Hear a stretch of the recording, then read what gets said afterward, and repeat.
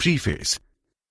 Gautam Buddha is perhaps the most influential person ever in the study of human consciousness. He is considered the ninth avatar in the ancient Indian philosophy of divine cyclic manifestation, and the paragon of virtue when it comes to instilling values for life and leadership within human beings. Particularly during the tough times being faced by the world today, Buddha's teachings assume an even greater importance.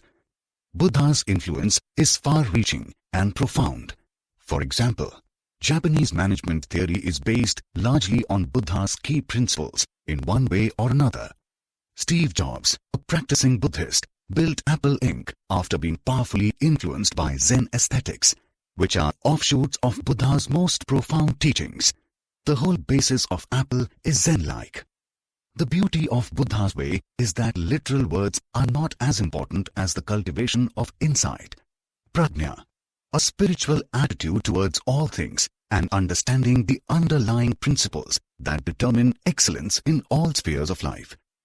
His spirituality-inspired wisdom principles and keys touch all aspects of human behavior, including leadership psychology and the spirit of teamwork, and are particularly relevant for creating values that can lead to higher achievement and real fulfillment.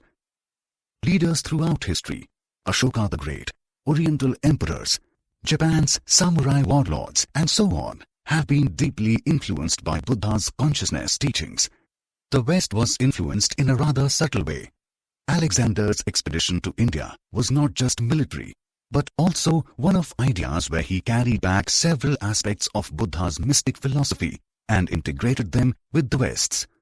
This book highlights key principles of Buddha's root-level consciousness teachings, which have great importance in shaping success and in shaping leadership virtues that are admired, followed, and most of all, respected. Pranay. He who is full of faith and virtue, in whatever land he travels, is respected everywhere. Gautam Buddha. Chapter 1. Monk and Warrior. Lesson. The Buddha's greatest gift to the world is the idea of serene and blissful awareness within ourselves. If that is established, you excel in all things and realize your highest potential. The right attitude is a relaxed, yet totally awakened Bodhi consciousness. Then, whether you are a monk or a warrior, or indeed a leader of any kind, your work attains great and true success. Outwardly dynamic, inwardly undisturbed, and full of peaceful fulfillment. This becomes especially important for individuals and leaders facing big challenges or crisis situations, such as those of current times, pandemics, economic unpredictability, environmental disasters, societal or interpersonal conflict. Bliss is attainable by everyone who walks on the noble path. Gautam Buddha. Gautam Buddha's path is for both the monk and the warrior. In other words, his spiritual teachings have profound lessons for us on two dimensions, the mystical as well as the material. No matter where we are, in what position or field of work, the core lessons of Buddhism hold true and can lead to far greater excellence. It could be in business, politics, sports, arts, or any other field. The fundamentals of success and good leadership remain the same. Dignity, respect, calmness, brilliant clarity, intuitive leadership. These are all traits and hallmarks which can hold us in good stead as leaders in any sphere. Which is why Buddha's message was not only emulated by spiritual aspirants, but by those who followed the warrior's code. For example, Buddhism inspired martial artists in China, samurai warriors following the Bushido code in Japan, and Japanese business leaders for their work culture and business ethics. Dignity in leadership and respect for the leader within the team, amongst all the members, is one of the vital lessons to extrapolate from Gautam Buddha's principles. It creates a sober, yet massively powerful work ethic.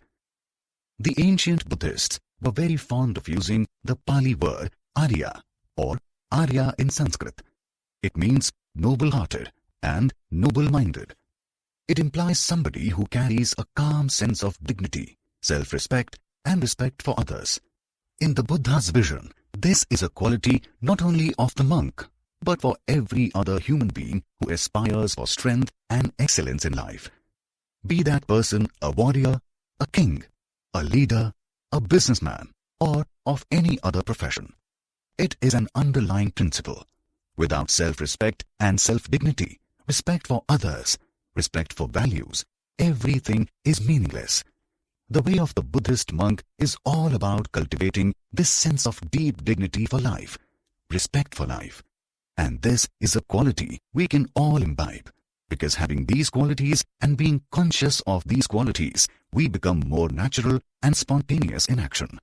We become far more dynamic and filled with energy, because now we experience a feeling of oneness with the universe, a feeling of being more powerfully rooted in life in a noble, spiritually courageous manner. In that way, you grow. You send out your highest energies into the world. You are recognized for your own intrinsic potential. You bring the best and highest energies to what you do, with dignity and respect. There cannot be true success or great leadership without these values, nor good cooperative and heartfelt teamwork.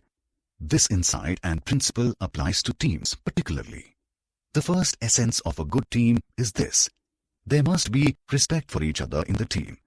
That is why in sports you would often notice that sometimes, even when a particular team has some very strong individual players, when they come together to play, they don't necessarily win. In fact, they may lose to a side which might otherwise not comprise of so many gifted players. The key differentiator often is the degree of mutual respect within the team. Sometimes the weaker team displays this spirit of respectful teamwork far better, hence making the team far more effective. Within the team whose players have more of a respect for each other, a quiet dignity and power is created. That is the noble path. It leads to more joyful enthusiasm and energy within. And that leads to great leadership and team results. Through such mutual dignity comes true victory. This learning is at the heart of Buddha's way for both the monk and the warrior. It is a core, subtle principle that the samurai unit may, for example, demonstrate, and is a key part of Buddhism-inspired Japanese work ethics too. This ethic is at the heart of two of the greatest institutions in human history, the Buddha-inspired Nalanda and Vikramashila universities of the ancient world. Going back again to the analogy of sports teams will be useful. It captures the heart of the message. You will find these principles apply well for captains or leaders of sports teams. Some captains might not be the greatest individual players, but they manifest such good leadership qualities that they are able to lift the team. There is some X factor in them which is able to make people shine forth through their inspiration. This often arises from the sense of dignity and self-belief they give to individuals within the team, the sense of respect, the eye for detail that they have for others, and the time they spend motivating others, bringing out their self-belief with great energy. So, for teamwork, this is very essential. It is a fundamental value, and it is all about knowing your own power from within. It could be as an individual, or it could be as the team. What dignity does and what respect does is that it takes away the fear of each other, or the suspicion of each other. Teams often fail because of subtle suspicions within the team. People are scared of each other in some manner, or wary of each other. And this implies a weakness of values, the primary value being mutual respect. It is not about being slapped on one cheek and turning the other cheek, which is perhaps more of a moral attitude. Rather, it is about a mutual recognition of each other's human values and attributes. And so doing, the bonds are strengthened because they are based on faith in one another, belief in one another. And where there is faith and belief in the team, there is bound to be great success. Hence, while building the team, the leader has to understand very clearly that it is not about just joining the different skills of each other. It is about recognizing the purpose of the team in entirety. And the spiritual purpose of any team is essentially to uplift each other's energy to its maximum creativity. If that happens, the team will spontaneously move towards success in its aims. The sum of the parts should add up to more than just the individual attributes. What mutual dignity and mutual respect do is that they take away doubt from one another, creating an atmosphere charged with a positive vibe. That is the kind of energy every team must have. While doubt is a good tool sometimes, it is belief and deep faith in one's team which is required, because eventually that is the most inspirational factor for a human gathering. When people come together, they want a recognition of who they are, not in an egoistic or self-important way, but just a human recognition of what they stand for. If the leader can give them that, then he or she is successful. Quiet dignity within a team creates a great, blissful energy and power within it. The Buddha's monastic order or Sangha was a very good example of teamwork and of these values. It in fact marks a turning point for religion itself, a template for what it means to demonstrate dignity as a group or unit, and live nobly together, lifting up the entirety of each other's energies in a manner that best met the leader's, Buddha's objectives. For the first time in human civilization, such a large mass of people from all backgrounds came together and existed together nobly for a common spiritual cause. The Sangha comprised different kinds of people from various backgrounds. Some came from aristocratic backgrounds, some from poor backgrounds, some from royal backgrounds, some from super rich backgrounds, some from the warrior class, and so on. But how Buddha shaped the monastic order as a leader is remarkable. It was about recognizing the individuality of each member in a monastic order. For Ananda, his attendant, for example, he had his own way. For the other people, he had another way. So his approach was always centered around recognition of people's individual strengths.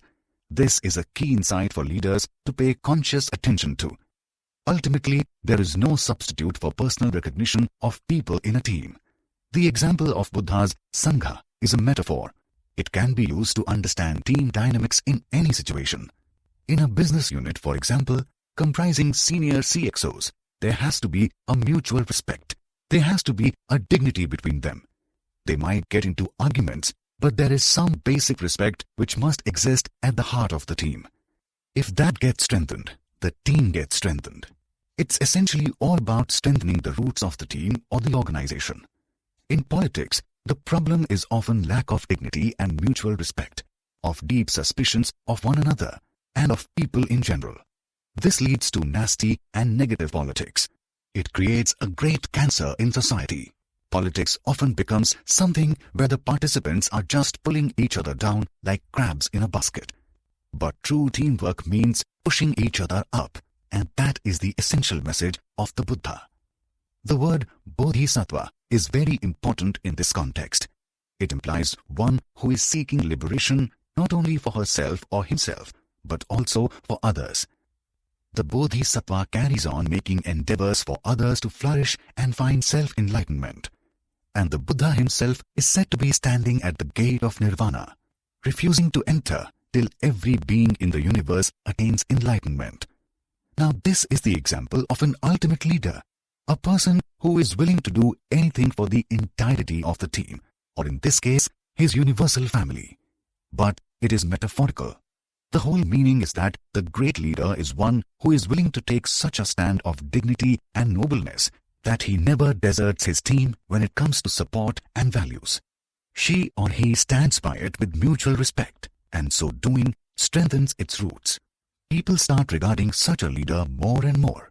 People start understanding such a leader's vision more and more, and thereby the leader's leadership position starts becoming deeper and more powerful. But this power is not for harming anybody. It is the power of helping the entirety of the team effort. Every individual should absorb this lesson. Just as the monk and the warrior both should have dignity, self-respect, mutual respect, so should all leaders. Through that would come faith and belief in one another within the team. Ultimately, all these spiritually inspired values at the very soul of Buddha's message add up to a powerfully dynamic and forceful team, which the leader can take to great heights of excellence. Chapter 2.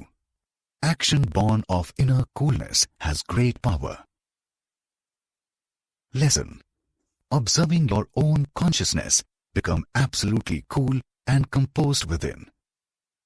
One of the biggest contributions of the Buddha to the world and to human consciousness is the understanding that all action which is born out of coolness or out of the meditative state has great power. This is extremely important to understand from the success and leadership perspectives.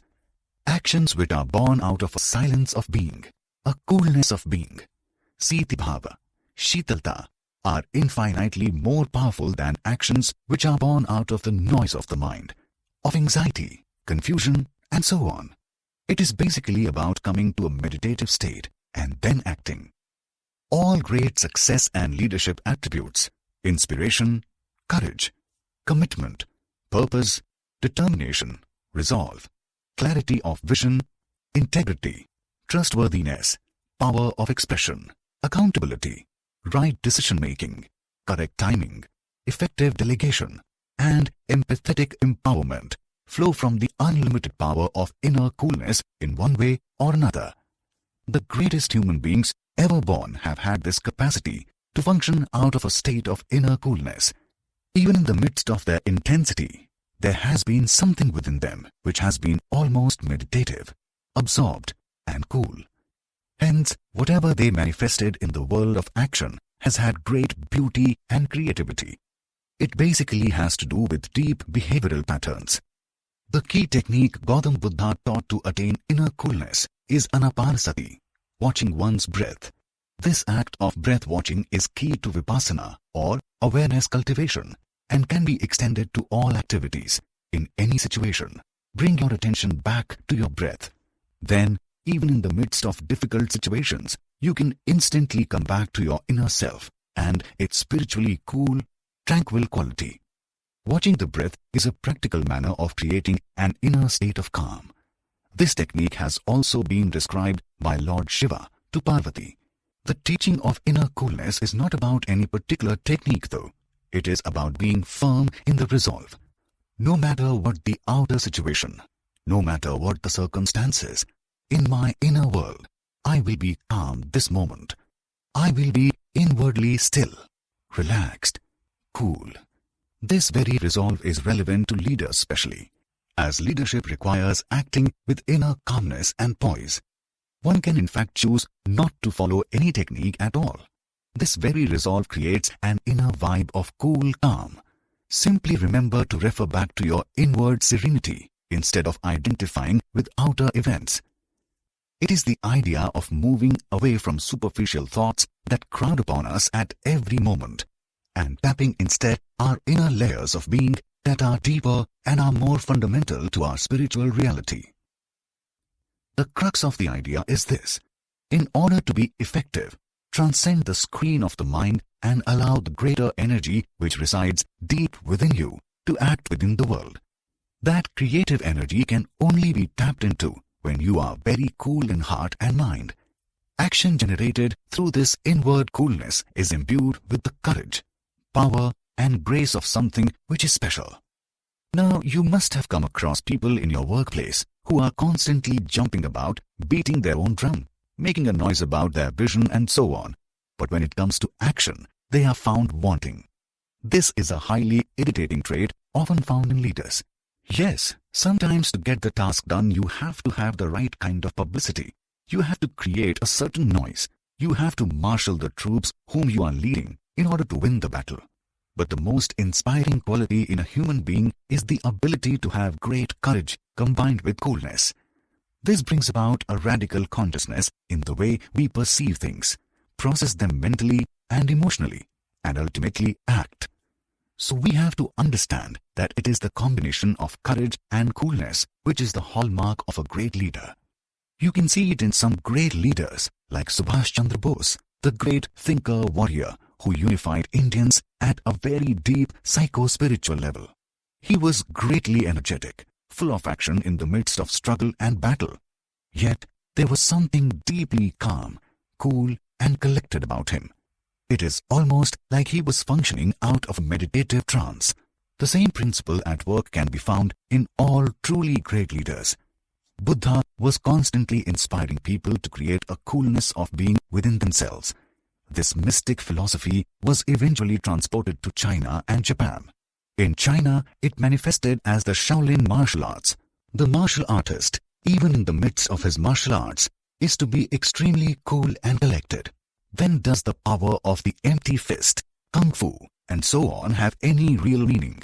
In fact, in the modern age, Bruce Lee signified this very effectively. He used to talk about it very philosophically, about how a person is to be like water flowing into any vessel and taking its shape.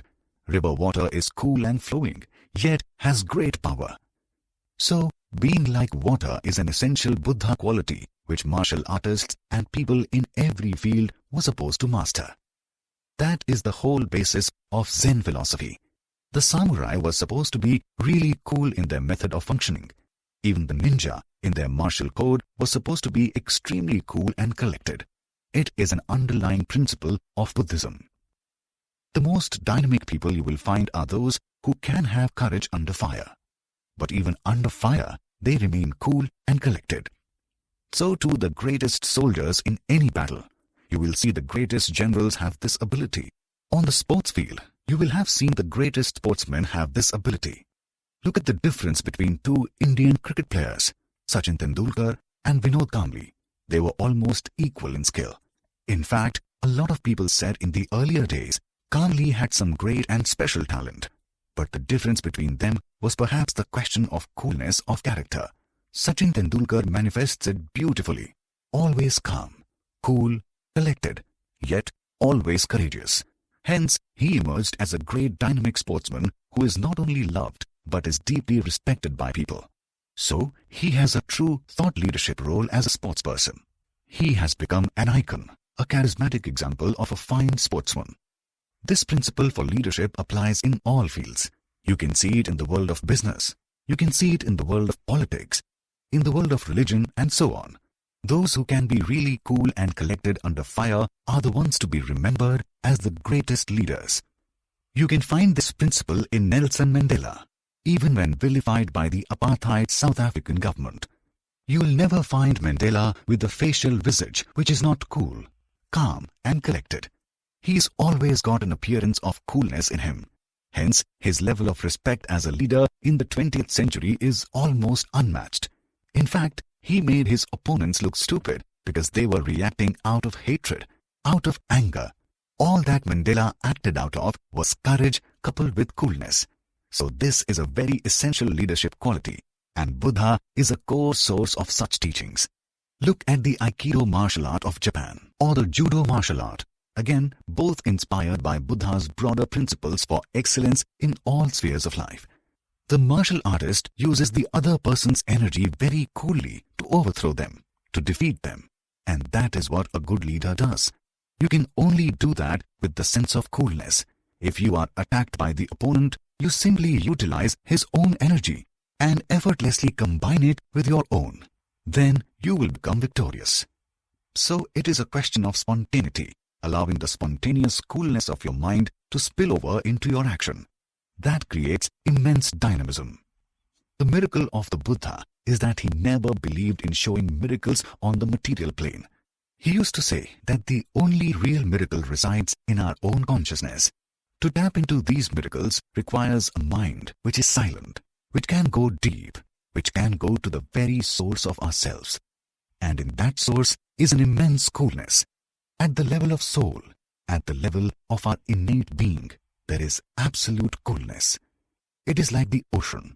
On the surface, the waves of the ocean are very boisterous and noisy.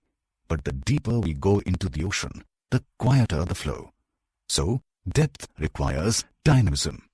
Depth requires coolness. Similarly, you will find this principle if you look at a photograph of deep space taken by the Hubble Deep Field Telescope.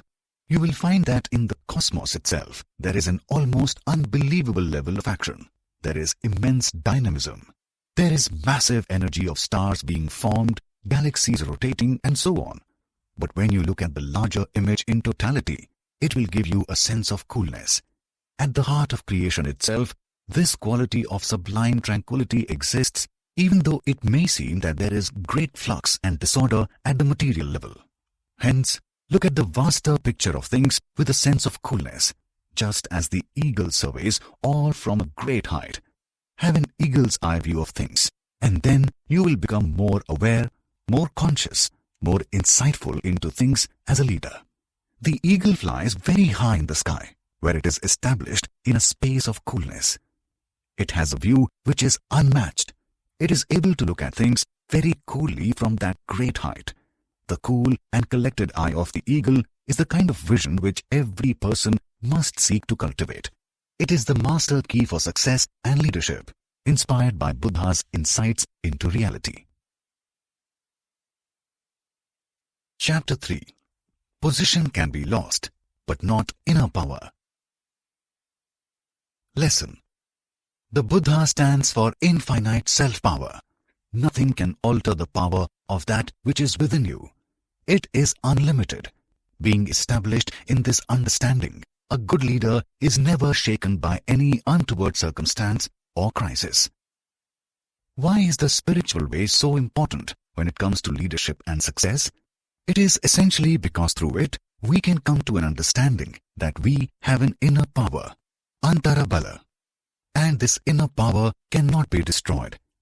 Even if an outer circumstance is detrimental to us, even if we lose a position, the individuality of our inner power is to be so bright that we can overcome all odds. And that is the whole purpose of Buddha's teaching, to make us inwardly enlightened to a degree where all outer questions are taken care of on their own. Life is a very unpredictable process. It is like the mind. The mind keeps changing thought images, changing feelings. So too is life. It keeps changing. Yet, beyond the material circumstances of the world and beyond the thoughts of the mind, there lies an inner power which is yours. Do not get confined to only matter. Mysticism is going beyond the confinement of material understanding and into the understanding of the original sources of life itself. Understand your life energy, sati, and make it powerful. Buddha's effort is to strengthen your life energy. Strengthening of life energy means strengthening of your inner power. You are touching the center of yourself, and in so doing, you become not only powerful, but you also become relaxed. You also become peaceful. You become aware that you just have to remember who you are within you. Remind yourself that you are beyond body, beyond mind, beyond circumstances, and then you become stronger and stronger. So in this way, the monk and the warrior both understand that their inner power cannot be destroyed, come what may. When a person is grounded in this understanding, automatically his or her actions become imbued with great force of spirit and mind. A person of understanding has a directness of clarity. You can see it and feel it in his vibe. His life becomes a celebration of consciousness, and people become attracted to such a person. It is a natural process. A human being seems very small, but within us, we contain infinities upon infinities of life energy and inner power. That is the whole teaching of the Buddha. That is what he came to represent. And added to that is his view that we are to share this inner power with people through whatever work we undertake creatively, with a feeling of inner radiance. If we can do that, something gets communicated to others. We become emptied of our anxiety and filled with the self-confidence. And leadership is all about having self-confidence. The Buddha's vision was very noble and transformative, because though he did not affirm the existence of a God, he says each one of us has a God-like energy of intuitive perception and consciousness of inner value. So bring this God-like ability into your understanding. Then everything becomes a victory in life, because you have become deeply courageous with the feeling that nothing can defeat you in the inner domain. Motivation and inspiration are all about these kind of feelings. If a person feels like this and pulsates with this feeling, he is also able to transfer it onto his team. And if you transfer this onto your team, you become a great motivating force in their lives. Essentially, leadership is about becoming a motivating force in the team's existence. Make the team also believe that it is their inner power which is important. When their sense of working together is combined with all their inner power as a unified whole, then results have to come. and they come in a manner which is innovative, creative. If you place the result before the group energy, you are making a mistake. The group energy is very important. It is the key element for higher achievement, fulfillment, real collaborative and shared success. You can observe that within every team or group there exists a particular vibe, a particular energy. Some teams simply pulsate with positive energy, and some teams are almost dead in vital energy, devoid of the spiritual and emotional quality of passion. And those teams which are devoid of the quality of passion are hardly creative. What is creativity in a team?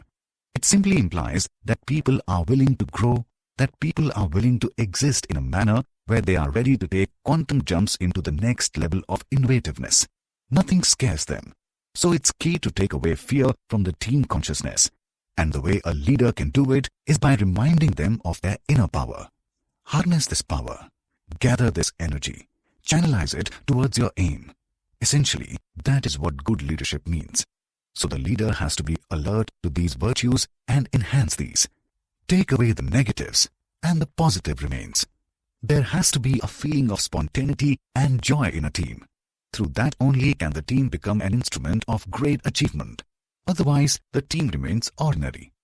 In mankind's coming years, the question of team energy will become more and more important. As far as skill-based work goes, a lot of that will be handed over to artificial intelligence. But as far as human life energy goes, that is something still within the domain of human consciousness. So, teams which are able to create positivity in team energy will become formidable. And that is where we need to imbibe learnings from the Buddha to understand what it means to create a sensibility of inner power, a sensibility of higher energy, a sensibility of greater intuitive and almost mystical creativity.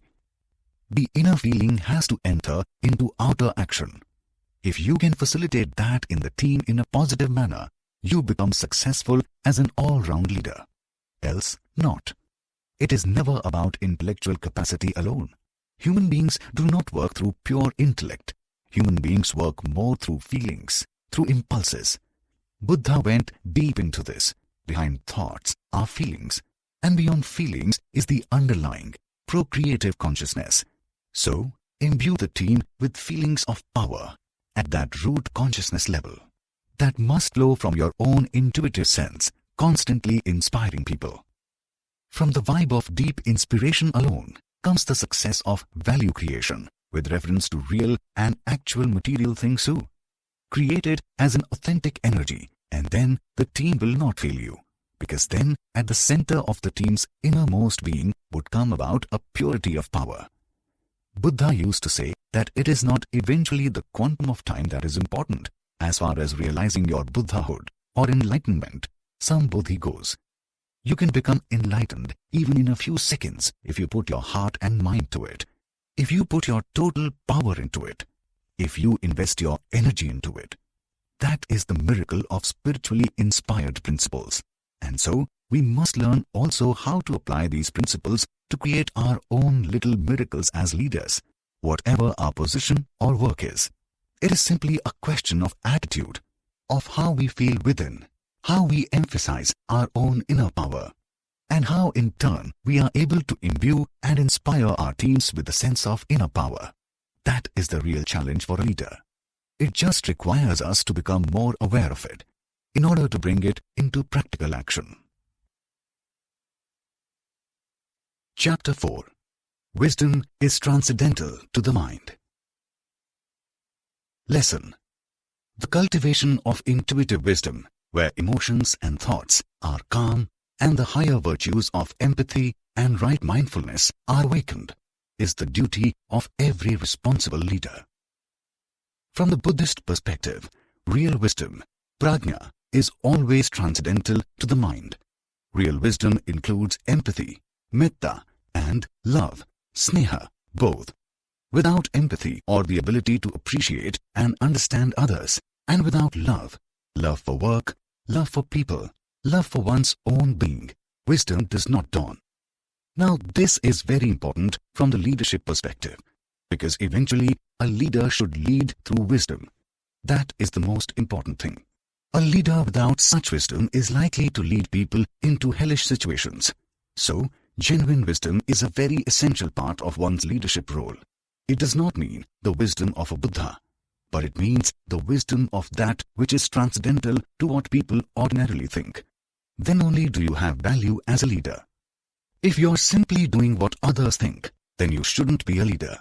A leader has that extra X factor, and that should be wisdom. As the world faces more crises of every kind, wisdom is needed even more in leadership. This is very significant to understand. In the Buddhist perspective, it is called applied mindfulness, satipatthana. It is not all about becoming a mediator or becoming a renunciate, an ascetic. It is rather about bringing the quality of mindfulness into your being, and through this quality of mindfulness, wisdom spontaneously dawns. Otherwise, we are simply dictated by our repetitive thoughts. You can look at a lot of world leaders. They themselves seem so confused. How will they lead vast numbers of people to well-being? And that has been the trend throughout history. Without wisdom, leaders have led nations only into conflict, into war, into bloodshed. But this principle applies to any endeavor in human life. It could be business, it could be a commercial objective, or of any other sort. There must be an intuitive part in every sort of leadership: business, political, organizational, scientific, technological, artistic, etc., which is transcendental to ordinary thinking. And what is this intuitive part? This intuitive part is only activated by a feeling of well-being and love in those who lead into the world. Bringing love into that which you do connects people to you. Eventually, this has business dividends also, because it is based on something solid and true. There are some values which are the innermost core pillars for success. There is no substitute for them. One of those values is working through wisdom and leading through wisdom. Let the intelligence of the cosmos function through you. That is the ultimate aim. Leaders often think, I am somebody, and through this very thinking, they get trapped in ego. Through the ego, they have only a small window into the vastness of their potential. There is no substitute for wisdom in the world. Cunning or cleverness can never replace wisdom, because essentially, cunning does not bring bliss. Cunning does not bring innovative breakthroughs. Cunning does not bring transformation. What brings transformation is acting through mindfulness. Through mindfulness comes wisdom. There are a lot of speakers or clever talkers, leaders who are very convincing at the level of feelings or thought. But eventually what they do is they pull people downwards, because instead of acting out of wisdom, they act out of ego. It's that simple. Wisdom is about knowing the inner truth of things. It is about knowing the inner truth of people. It is about knowing the inner truth of how best to serve. That is what dynamic leadership truly means. And this is a secret of consciousness. You see, when a person has a consciousness of empathy, he creates a vibe of empathy around him. All that he does has a touch of this empathy. Hence, all his actions create a cycle of empathy. And where there is empathy, there is general well-being. Because the right things are done at the right time, with the right intention. The intentions are correct, and where the intentions are correct, the results, whatever they may be, cannot be entirely wrong. Out of noble intention are born noble deeds. Noble deeds cannot be born out of egoistic interest. And the great leader is somebody who keeps doing noble deeds, whatever his capacity. He might not be in a very important position. He might not be leading many people. But whatever is in his capacity, he does with empathy. He does not misuse his leader's space. Instead, there is a deep longing within a leader to make people's potentiality sprout. And he does whatever is in his power to make that possible. In Buddhist terminology, the dawning of wisdom is called the blooming of the lotus within one's being. The lotus flower is taken as a symbol of great purity and wisdom, because it has the ability to live amidst murky water, but at the same time, it has the wisdom to survive, flourish, flower, be beautiful, be at its utmost grandeur and potential. And that is the way the leader should be. So, the Buddhist symbol of the lotus becomes very important. It is a reminder of the transcendental nature of wisdom. Transcend the circumstances you are in. Transcend the limitations you are placed under. and bloom forth to your best. Then people will automatically notice you. You will automatically move upward. There is no need to be anything else but yourself. Let the spiritual lotus in your heart blossom, not only within yourself, but within your work. Yes, it does require willpower and resolve. It requires a great resolution of heart and mind. But it in fact requires more than willpower. It requires enough courage in the heart to function out of that which is wise and which is beneficial. Again, the good leader is one who uses his own ability and his own potential to take a great leap beyond what people are ordinarily thinking. And the only way to surpass the ordinary is to become liberated from your own conditioning, your own confining ideas. Let the mind open up. Liberate yourselves from your past, your thoughts, from the trap of what you have known previously. That is the only way to move towards an innovative leadership space. It is also very mystically and spiritually liberating. But at a practical level, what it does is it gives you a capacity for inventiveness, because you don't feel occupied and full by the yesterday that you had. You once again are available to whatever circumstance is confronting you. And this is what true transcendence means: to move into newer spaces, better spaces of consciousness. It requires a certain patience and silence within the heart, and that is also the hallmark of a good Buddhist monk. Things which Buddha used to talk extensively about are silence and patience as the root to real wisdom. Both these virtues enable you to become rooted in wisdom, enable you to become transcendental to the mind. So, utilize your private moments to be more silent, to be more mindful, and then you will find a great energy integrating within yourself, becoming freely available to you, to utilize like a dynamo when you need it in your leadership role. Chapter 5. Be Light. Lesson. Becoming conscious of the spiritual reality that you are ultimately beyond your mind's anxious thoughts and worries makes you feel light and intensely dynamic as a leader. The quality of dynamism is the quality of being light, of not being overly weighed down or worried about yourself. And great leaders have this ability. At critical moments, they are able to work in a manner where they are not worried about themselves. Wisdom lies in knowing that we are a part of the wholeness of creation, and that this wholeness will take care of things. There has to be a liberated quality within the leader. If she or he is to be dynamic, you cannot carry the burden of self-worry or self-anxiety and still expect to be dynamic. Buddha's way was to make people unburden themselves of foolish notions of anxiety, ashanka, and worry.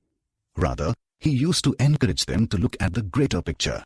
The unburdening of thought and anxiety impulses is a key fundamental of Tibetan Mahamudra Buddhism, as taught by Naropa and others. Often, when people used to come to Buddha to become disciples, he used to send them to the cemetery where dead bodies are burnt. The whole idea is conveying to them that eventually you too have to die. So what are you worried about? So, those who wanted to be a part of the Sangha or monastic order of Buddha experienced and internalized this fact deeply, that eventually death is going to come to us any moment. So, why be worried? And once that fear goes, you become dynamic. That is the whole secret of dynamism. Then, you are ready to meet any circumstance with the joyfulness of energy which you have within you. Otherwise, people are constantly low in life energy, somewhat anxious or afraid of future outcomes. But the way of the leader, the way of the warrior, the way of the truly accomplished achiever is to move along with the current of life as swiftly as possible, and not with any burden in mind. If the mental burden is there, you cannot really move fast and swift.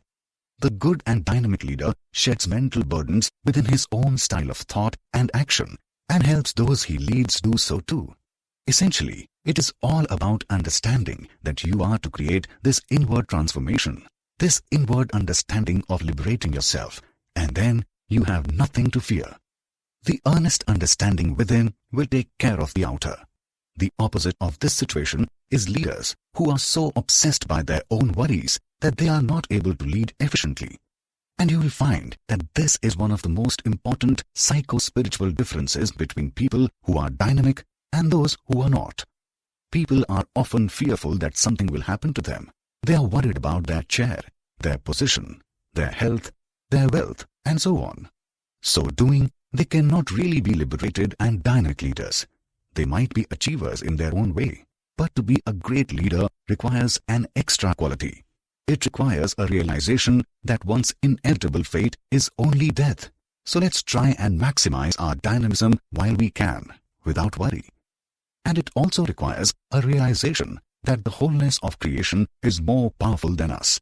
It takes care of things as it needs. All that we can do is act dynamically. Hence, don't cling to your problems.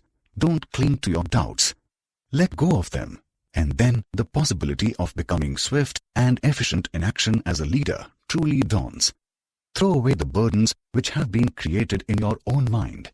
That is the most essential act in order to become a tremendous force of charisma. Then only can you transcend your self-limitations and move into a situation where you act so freely, with such confidence and energy that other people are immediately responsive to your vibe.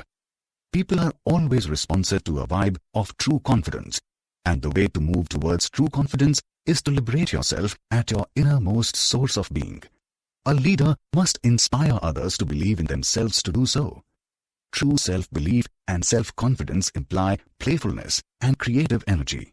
These qualities help us transcend the ordinary and move into the extraordinary spaces of life. Make your inner problems disappear. Then outer problems can be taken care of. People have become so stuck with their inner problems, emotional, psychological, and so on, that they don't have energy to solve outer problems. And a leader is essentially one who has to solve outer problems. But firstly, at an inward level, he has to solve his problems. Buddha is concerned about your inner, because the first thing is that inner domain. Everything begins from there. If that is clear, all becomes clear. If that is murky and unclear, all becomes murky and unclear.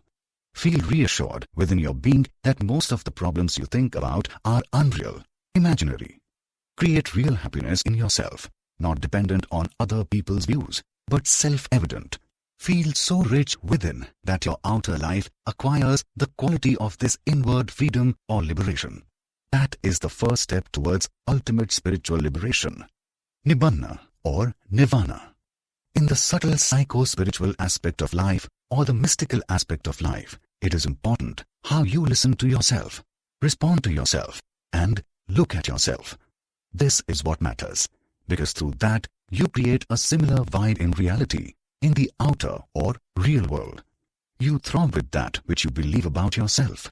If you are worried about yourself constantly, that is the vibe you throw out into the world. And nobody wants to follow a person whose vibe is one of constant worry. Rather, throb with positive energy by getting rid of your psychological problems. And then do you find others respond to this vibe of your energy? Because people are automatically attracted to that kind of vibe. Get rid of the conflicts within you, and then do you reach the heart of yourself. Then is the energy available for you to achieve higher things as a leader. Buddha's teachings bring us into an inner tuning and rhythm with our own selves, like an instrument. All we need to do is put ourselves into tune or inner harmony, and when the instrument is in tune, then the music that comes out of it is beautiful. If in the first place the instrument has not been tuned, the music cannot be good. We can call the greatest player also, but he will not be able to produce great music out of it. That is the way of human beings at every level. Spiritual, psychological, mystical, emotional. And this spills over into our relationships, our work, our businesses or professions. It is a basic principle. Tune yourself. And tuning yourself means just putting yourself in a good inner state. Then, whatever music comes out of your being as a doer of actions or as a leader of people becomes imbued with a different energy. And obviously, when the music that the instrumentalist is producing is beautiful, he will gather listeners. In other words, the leader with inward harmony is more deeply listened to by his or her team. We will simply make more sense. We will become intense. Therefore, let what is past vanish. Just concentrate on tuning your instrument at this moment. And then a beautiful future will happen out of this. This principle of inner harmony is a very foundational teaching for leadership. The problem with a lot of positive thinkers and proponents of positive psychology is that they concentrate on fixing the personality of a person to make the personality more positive, but they often don't go deeper than that. It is not about personality. It is about going deep into your subconscious levels and from that point unburdening yourself of your anxieties. Once you are unburdened, then whatever happens is positive. You don't have to create a mask of positivity. A lot of leaders carry a mask of positivity, but that is not true and authentic leadership. There is no need to play act. You just need to get into your own essential character, and then the play will unfold on its own. Life is like a flowing river. If there are no barriers to the river's progress, it will flow on its own, smoothly, dynamically, and powerfully. But if there are barriers, then it gets disturbed. The flow gets disturbed. And in human consciousness, the only barriers are those which we create. Unburden yourself of them. Feel light, and then you become more and more dynamic. Chapter 6. Balance speed at work with festivity. Lesson. Pause and have joyful gratitude for all things, even amidst the most hectic activity. This adds composure, depth, maturity, charisma, and luminosity to all you do as a leader. It places the wonder of life and your role within its procession of endlessly festive possibilities in true perspective. One of the biggest challenges that leaders of today face is to deliver results with great speed. Speed is the essence of this century. Everything needs to happen really, really fast. However, sometimes it is not just getting to the destination as soon as possible which is important, but also the quality of how you have made the journey. Otherwise, life goes by in a jiffy, and we miss all that we could have taken from life. This is one of the crucial underpinnings of Buddhism, a lesson to learn about the Buddhist way of life. Buddha used to emphasize the right way to walking the path, and then the destination will be reached on its own, both without delay and with a suitable enlightened consciousness. From this teaching came the Zen understanding of easiness, implying a consciously slow yet consistent pace in all things. For the question of leadership, this becomes a very important teaching.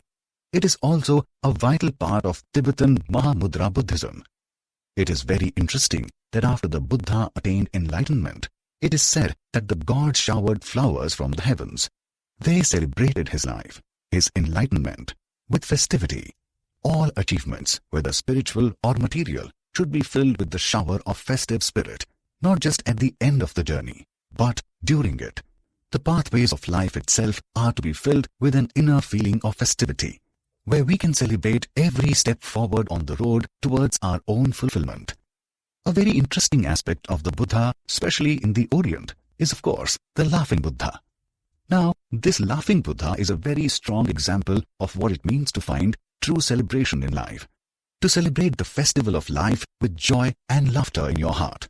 It is based on this story of a Buddhist monk whose only renunciation in life or only practice in life was to distribute sweets to poor children. It is a Japanese story based on a real person called Buddhai, a manifestation of the Buddha of friendship, the coming Maitreya Buddha.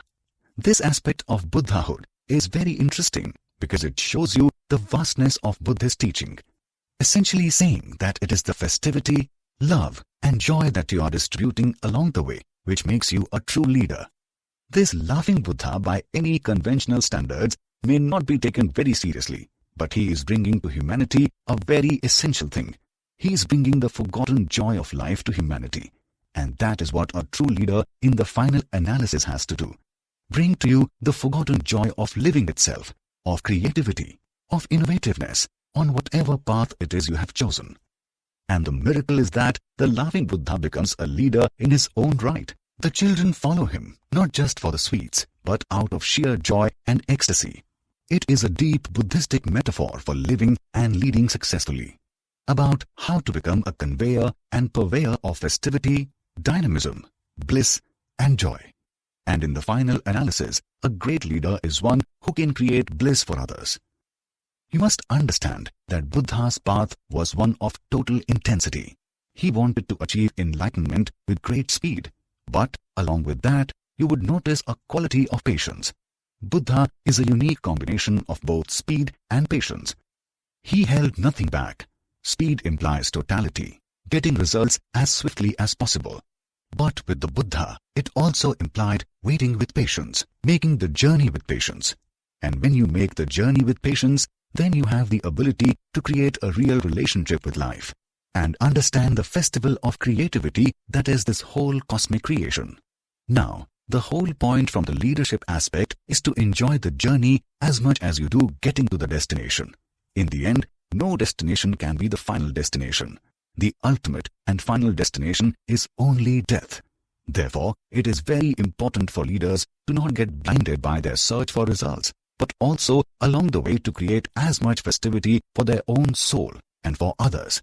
This eventually marks them out as being of real humanistic value. History has seen millions of people who have made their mark in some way or the other, but there are some special ones who stand out, who give humanity a hope that the very process of living can be utterly fulfilling and rewarding. It is not eventually how many dollars in the bank you have, but it is how dignified a life you have led. That is true leadership. Leave that as your leadership legacy.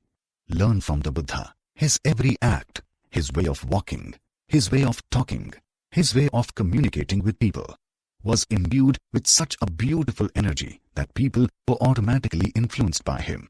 He didn't need to do anything extra. He just did his own thing. And in doing your own thing, an immense charisma accrues to you. People start feeling like you are capable of creating a paradise in your own way. In fact, it is said in esoteric Buddhist texts that each human being is a creator. We can create our paradise whilst living. So, be such a creative leader who is creating a paradise and reveling in this festival of life at every moment. Then is the quality of life enhanced. This is not antithetical to acquiring results. The new paradigm for leadership has to be one which creates well-being in the leader and also in those who follow the leader. Every individual is a potential leader. Gone are the days when leadership simply meant cracking the whip or giving a great speech without really meaning it. Now it is about being able to pull people up from where they are. It is about upliftment, correction, radical positive change, and so on. It is about making people truly believe in a better life, in a better existence for everybody. It is not simply an accumulation of power or money which is important. In fact, if you think of a good futuristic society, you will be able to see very clearly that it is things such as joy, camaraderie, cheerfulness, and the ability to get along with others which are more important than anything else.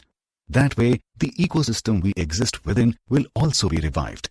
There has to be a reverence to life, a reverence for fellow beings. Through that comes real mutual respect, holistic and organic development. One of the main questions of this century has to be this: how do we address all the wrongs of humanity? We are moving towards so many catastrophes and crisis situations simply because our consumerism has overburdened the earth, destroyed the environment. The next paradigm of leadership has to be one which is much more responsible and alert to things which can create a crisis, be it the environment, be it more and more weaponization, be it flora and fauna preservation challenges, and so on. Of course, issues such as human health, education parameters, and such also come in. But the essential quality required is a reverence for life, and not just moving with great speed. Celebrate life, celebrate the festival of life. But the celebration does not have to be an orgy of consumerism, an orgy of exploitation. Be a leader who is a true citizen of the world, who is rooted in making his own ecosystem as rich as possible. And eventually, the test of a positive leader is one who has made his society, his broader ecosystem, as inwardly rich as possible, as joyful and organically unified as possible. The presence of yourself leaves an impact upon those who believe in you, and you will find thereby that more and more people start believing in you. Strangely enough, in the film Forrest Gump, an apt corollary can be found. Forrest just keeps running. He just does what he has to do. but he does it out of his heartfelt and authentic way of life. It's his own way of celebrating the festival of life. And he ultimately becomes a very unlikely leader. So many start following him in his run. He becomes an icon. It's because there is a sincerity in Forrest Gump. This basic sincerity also underlies the Buddhist search of the spiritual. Several kings and several emperors used to come to Gautama Buddha. He used to teach them with very subtle examples, just through his smile, through his inner radiance, through a few words. He used to teach them how to lead with humility and not just being madly in a race of being result-oriented. Numerous kings like Prasenjit, Asenadi were deeply influenced by him and became great leaders in their own lifetime. Several renounced their old ways of leadership and improved themselves on that score. So too can we learn from the Buddha. It's about taking joy in the spiritual aspects of life, with a smile in heart and spirit, plus a tremendous dynamism in positively influencing self and others for real-world work also. Chapter 7. Stop fighting with yourself. Lesson. Make peace within yourself. That is the first step to being truly effective and fulfilled in whatever work you attempt as a leader. The art of inner peace is in the Buddhist perspective a natural consequence of simply looking within, watching the flow of your emotions and thoughts, but not identifying with them. This non-identification with our inner conflicting thought impulses leads to a spontaneous inner peacefulness. It is the very crux of the Buddha's meditative process. In the Buddhism of Tibet, it is said that if a person does not stop fighting with himself, there is no hope of moving towards any evolution. The whole understanding is that the human being wants to fight, whether with others or with oneself. And neither way does any peace come to us as human beings. So, the impulse to fight is something which is really at the heart of destructive behavior. It does not mean that you are not to have courage. It does not mean that you become afraid to fight for the greater good when necessary. That is not the thing. The whole essential thing is that you do not carry on fighting with yourself, because in that way, you never attain the clarity required to be a good leader or in fact, to be a good human being. In Japanese culture, deeply influenced by the Buddhist point of view, the samurai warriors were taught that they are to win the battle within themselves before they can defeat others. And you can only win the inner battle by stopping the impulse to fight within your consciousness, getting rid of self-conflict and worry. Then your action in the outer world becomes dynamic, becomes non-destructive, becomes full of grace, and you do what has to be done in a manner which is free from unhappiness. You can choose the kind of leader you want to be. You can be a happy leader or you can be an unhappy leader. Happy leaders will create happiness for the people they lead, and unhappy leaders will create unhappiness for the people they lead. It's very simple. If within yourself you are unhappy, by constantly fighting yourself and being not at ease with yourself, but in a constant tension, then you cannot expect to be a leader who is happy. So then, how can you expect your leadership to have happy results? Buddhism believes that the subtle is always stronger than the gross, meaning to say that the spiritual aspect of life is stronger than the material aspect. The unseen is greater than the seen. The consciousness is greater than the mind-body's actions. So, if at the level of consciousness, you decide not to be in a constant state of anxiety, in other words, constantly fighting with yourself, at unease with yourself, then you cannot win with any kind of totality. You see, the usual psychology of man is to be a winner. We are told about positive thinking, winning, how to win, and so on. But the whole spiritual point is that within yourself, there is nothing to win. You are already a winner. So, it's better to give up and surrender the fight. Lose yourself in spiritual bliss within yourself. And when you lose yourself or surrender to this higher and greater mystic impulse, then you move towards attaining a true victory in all that you attempt outwardly. In this context, you should understand one thing first. What is meditation? Dhyana. From the Buddhist point of view, it is basically becoming a witness to all that is going on in your inner domain of consciousness. And when you become a witness to this inner domain of consciousness, you will see a constant movement of thought, of anxious thought, one thought after the other, thoughts of desire, thoughts of acquisition, thoughts of violence, thoughts of fear. But the whole issue is, if you follow the Buddha's philosophy, you come to realize that it's all about not participating in the fight of these thoughts going in your head. Thoughts are at constant war in your own head, but you are not to fight them or struggle with them. You just let them pass, and so doing, you attain a victory over them. So the sense of being able to witness things, to be a silent witness or silent observer of the different fighting thoughts within your head, is what the Buddha's meditation is. that brings you to an inner peace. So essentially, a leader also sometimes has to be a witness, to be able to step back and assess things in a broader manner. You are only able to do that if you choose not to jump into the fight. A lot of leaders do not really evolve or do not move to higher positions because they want to be street fighters constantly. They keep needling their teams, whereas a leader's real job is to be a guiding light. And you can only be a guiding light when you are a little detached from the fight itself. You can only be a pathfinder if your eyes are on the path, and if you are not constantly prodding and poking the people who are walking the path. Be a little detached from your thoughts. Give up the fight of thought within your mind and attain an inner peace. Attaining inner peace is the whole message of the Buddha, and it has practical sense for any kind of achievement we want to have in life. If you look at people like Buddha in a superficial manner, you could easily bracket them as being just impractical spiritualists. But the fact is, the Buddha's philosophy is the most practical, because in one stroke, it gives you the secrets about how to become fulfilled within your inner being, and also about how to use this inner fulfillment for good and dynamic action in the world. Hence, it is tremendously important for the subject of leadership. In the Western world particularly, there is a re-emphasis on simplicity in management, on simple actions for great effect, on clarity in thinking, and so on. Several of these are based upon learnings that stem from profound Buddha wisdom, whether we acknowledge that or not. Simplicity in mind leads to simplicity in action, but simplicity in action does not mean weakened simplicity. It means action which is clear-cut, filled with the energy of clarity. So, companies who wish to be lean companies, who wish to be dynamic, are moving towards simple structures, breaking down of hierarchies and so on. This has much to do with the inspiration which people like Buddha have infused into human consciousness. Be simple. Do not get involved in the rubbish of the thoughts which you are constantly fighting in your inner self. Give up that fight. Move away from it, and then you will emerge victorious through the peace you feel within. Charismatic people are those who have been able to create the state of grace, silence, peace within themselves. What is within themselves gets manifested as their outward charisma. The whole idea of man's fighting is rather idiotic, because essentially you can't win the battle against life itself. All of us have to surrender to the fact of death. All of us have to surrender to the fact of being temporarily here on earth. So it's better in your mind to reconcile yourself to the limitations of material physical human life. And the miracle is that when you reconcile yourself to the limitations of material physical human life, then only do you emerge victorious in the domain of consciousness. Buddha used to say that the ultimate truths about life cannot really be expressed in human language. This is very significant. What it means is that the truest things, the deepest things, cannot be measured by the barometer of man-made standards and material results, nor by language. It is the subtlety of life which is really the best and highest part of it, and it is through the subtlety of being that we evolve.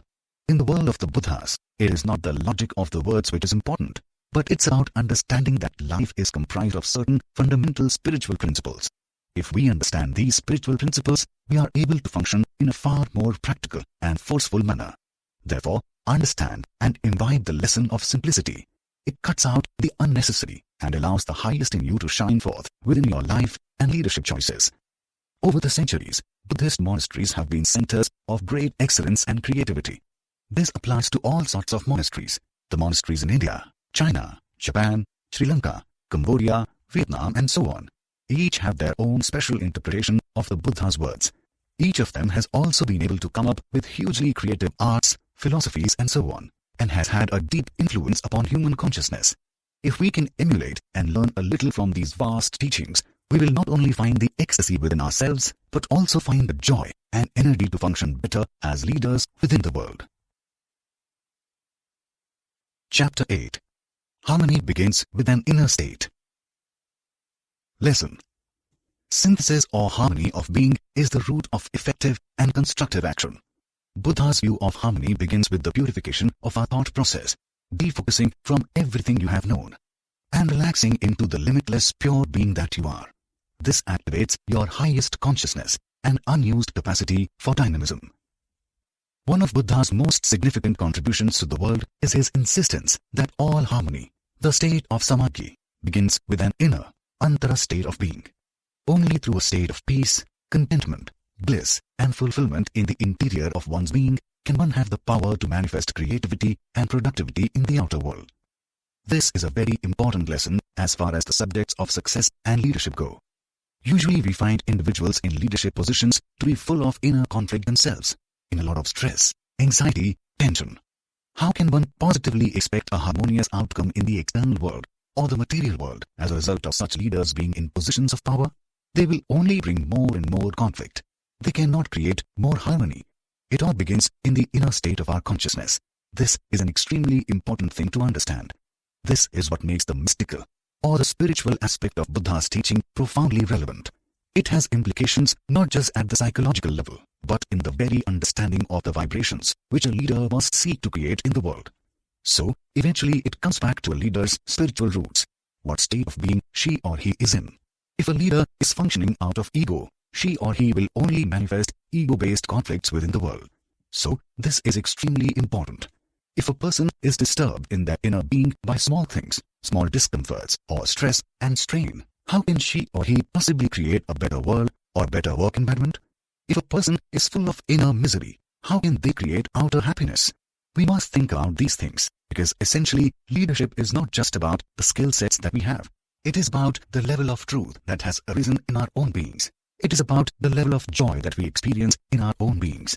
Because eventually, that is what will show and express itself in the leadership style of the individual. Several leaders are impelled by impulses which are not necessarily harmonious. In fact, quite the opposite. A lot of them have lost sight of what is important within themselves as human beings. Hence, whatever they do in their leadership positions does not really help the situation. It only aggravates situations. It only leads to more and more anguish and tension in their organizations or societies. Real positive transformation is a product of the empathy leaders can feel within themselves, the compassion and understanding they can feel. That is what it means to be a healing leader or a positive leader. The world has seen enough leaders who have invested their energies in conflict. The next paradigm has to be of leaders who can heal the world, who can heal their communities and ecosystems in the best manner possible. And it all begins with the inner state. Gautama Buddha usually did not speak on mundane and everyday things unless he was specifically asked for his advice. His concern was more about the domain of our foundational consciousness. If that goes correctly, everything goes correctly. If that is harmonious, everything becomes harmonious. But if that is in conflict, then only conflict can be the result. Hence, we are to remember that as individuals, we should not cling to our negative states. The human mind has a very big attraction for its own negative states. It keeps clinging to negative states and enhancing them through imagination, increasing its effectiveness over us. And so doing, the conditions become right for creating outer conflict. This applies not only to leaders, but in our whole attitude towards success. The whole science of positive thinking is a little shallow, because it takes away the power of doubt. It takes away the ability to question things. But what Buddha is talking about runs a little deeper. It is about seeking to bring your inner being into a state of harmony. And through that harmony comes bliss and happiness as a natural consequence. Thereby, whatever action you do has more of a capacity to create joy and to be of real positive value. Being a leader or a successful person in any field is ultimately all about creating value. But many leaders end up destroying value instead, being forces of value destruction instead of value creation. This is because their inner evolution is lagging behind their outward position of power. There is a big gap between what they are allowed to do in the world and how their internal state is functioning. On the one hand, they have a lot of power, but on the other hand, within themselves, perhaps they are not functioning as smoothly or as harmoniously as they should be. So what happens is that their power of destructiveness goes up. They create conflicts within the workplace, within society. This is the root cause of the cumulative destructiveness we can see in all aspects within our beautiful blue planet Earth. Essentially, it is about creating a level of inner affluence. Out of inner affluence comes outer affluence. The way you feel deep within is really the vibe which is conveyed to the world. And that is what charisma is. Some people have very joyful, enigmatic, magnetic charisma. This comes out of a state of inner affluence and creativity. And the beauty of it is, just by remembering that we are to be inwardly affluent and inwardly harmonious, our actions within the world automatically take on these qualities of harmony. It is like auto-suggestion. Buddha used to say, "You are what you think." So, if you imbue your mind with the thought that you are to be harmonious within, a beautiful journey begins. And you find that you are refreshed, reborn in your understanding of your own potential. You are able to enhance your capacity for harmony instead of clinging to negativity. And from that point on, you become a far more positive, productive person as an individual and leader. Chapter 9. Let Go of Enmity. Lesson. The Buddha's own life was a testament to the power of fraternal feeling and the universalistic view of all. That was why he could lead the single largest religious community, Sangha, in the history. It is the birthright of every being to be an equal citizen of this cosmos. Yet, to honor this birthright, we must also reciprocate this similar vibe towards others. We must let go of all hatred and aversion. This feeds us internally and dynamizes all our interactions. The greatest leaders know how to both give and command loyalty and fraternity through the magic of convivial feeling. The fault of others is easily perceived, but that of oneself is difficult to perceive. Gautam Buddha. One of the most profound principles when it comes to leadership effectiveness is the ability of the individual to let go of personal dislikes. You see, the one thing which holds human beings back in their potential realization is the bondage of enmity, of animosity, of not liking others or getting along with others. This sense of enmity, once it is let go of, a person becomes truly free to be themselves. The burden is lifted. Your individuality comes to light.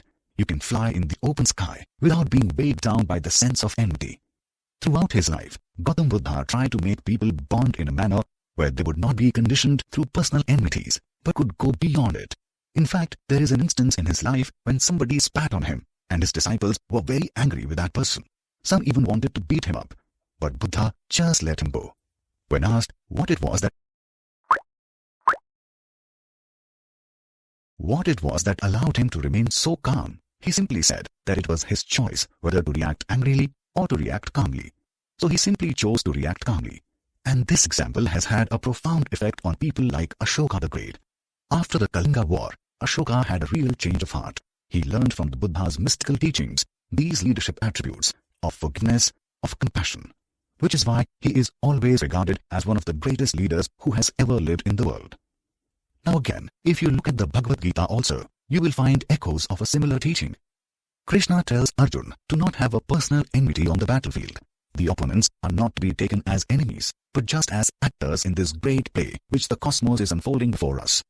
So too in the samurai tradition of Japan, which is based on the Bushido code, derived from the Zen teachings of the Buddha, a similar principle is applied. The enemy is not an enemy in feeling, not to be personally disliked.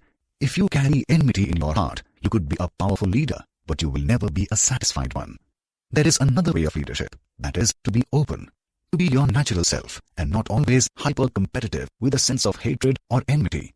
The other does not have to be defeated for you to win. There is enough in the universe to make everybody a winner.